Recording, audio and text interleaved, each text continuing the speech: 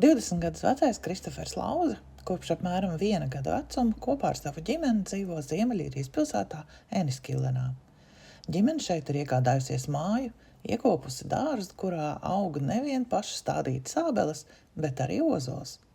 Taču pavisam drīz Kristofers savas bērnības mājas pametīs, jo viņš uzsāks studijas Latvijā, Rīgas Tehniskajā universitātē datorzinātņu programmā.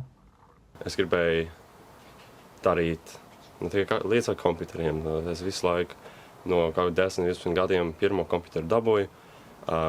Brālis palīdzēja nopirkt man kaut mazu sūdīgu komputeru par 50 marciņām, iesprādām kaut kādu grafisku kārtu un bum, bija pirmais komputers. Un ar visu to tikai tas snowball effect of Sniega bumba vēlās, jā. Vēl gribās zināt un vēl gribās kaut ko darīt. Un jā, no 10-11 gadiem man ir tikai viens mazais monitors ar vienu mazo komputeru, un tagad man ir pa daudz, kaut 4 laptopi, 1 liels komputers, kaut 2 monitori, vēl viens komputers tev stūrī, printers otrā istabā.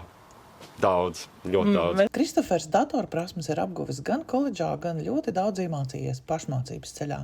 Viņam tā nav aizraušanās ar kompjuterspēlēm, bet pamatīga informācijas tehnoloģija izzināšana, lai paša vārdiem runājot, dzīvi padarītu labāku.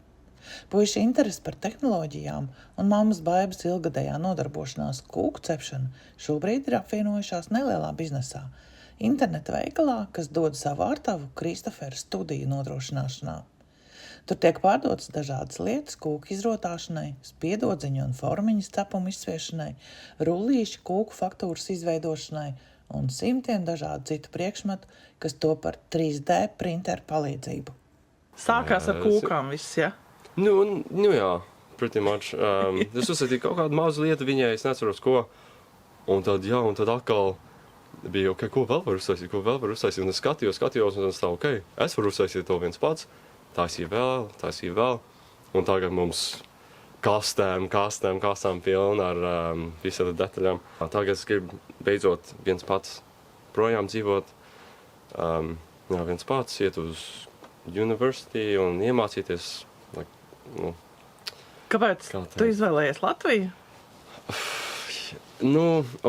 Pirmais, cik daudz maksā lekur, ir oh my god, pirmkārt, skola varbūt nav big difference ar cik daudz maksā, arī kaut kā 3, 4, 5 varbūt pa gadu, bet tā tu gribi kaut kur tur dzīvot, vai tu gribi kaut kur, jebko darīt, straight away tas ir 100 tūkstoši pa mēnesi tur iet pa logu, un es to negribēju darīt. Es jau gribēju uz Latviju iet un dzīvot var 2, 3, 4 gadus, jau gadiem apkārt. Es gribēju iet mājā bišķiņ, redzēt draugus un redzēt ģimeni arī un, iemācīties, kā latviski labāk runāt un, visu to culture atkal redzēt. Tāpēc es esmu jau, 2 reizes pa gadu drīz, es eju apkārt uz Rīgu un ar tikai viens pats vai ar draugiem vai ar, jebkuru un visu laiku es gribu iet apkārt. Visu laiku tur, mēs esam tur par nedēļu, 2 nedēļām un mums kā 1 diena, 1 day left un mums vajag iet mājā un es negribu iet mājā, es gribu palikt Rīgā, es gribu palikt Latvijā un nevaru. Bet tagad beidzot vēl 2, 3 nedēļas, 1 lidojumu un palikšu. Mammai Baibai par Kristofera lēmumu pārcelties uz Latviju ir savs stāsts. Es atradu nejaus vienu kladīti, maz kladīti, tukša, pilnīgi tukša. Un tur bija vienīgais teikums ar zīmolīti ierakstīts. Latviešu valodā vēl pie tam. Kad man būs 18 gadi, es braukšu uz Latviju dzīvot. Tātad tajā laikā, kad viņam bija kaut kur, kaut kādi 12 gadi, tas bija 13, viņam jau tas kaut kur bija, nezinu kāpēc, jo tajā laikā mēs pat uz Latviju tik bieži nebraucām, kā mēs esam pēdējos gados braukuši. Ir bailīgi braukt projām no mājas. Obviously. Kāpēc? Tas ir pirmā reize, es nekad neesmu dzīvojis viens pats, un typically tu ej projām no mājas, tu tāpat Eniskillenā vai tāpat tajā vienā vietā tur būsi. Tu 10 minūtes, 10 minūtes projām no mājas būsi. Kas būs pēc tam, kad tu pabeigsi mācības? Kur tos ceļš Es varētu esmu vest? domājis par to daudz. Es gribu viens pats.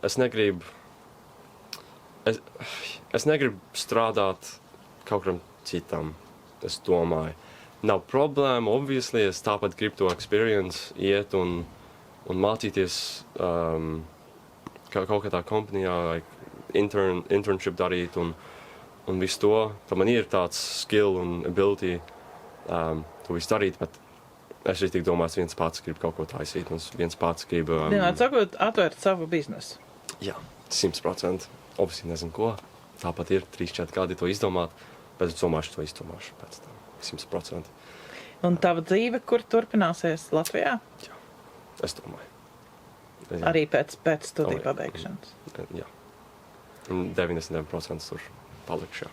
Man pietrūkst viņa mūsu sarunas. To es arī vīram teikšu un citiem, kad tad, kad mēs braucam mašīnā vai uz Belfāstu vai kaut kur garīgi, mums ir tik interesants sarunas par visu kaut ko, par tehniku, par cilvēkiem, par procesiem pasaulē, kas notiek un visas tās lietas, un mēs varam runāt visu laiku un visu,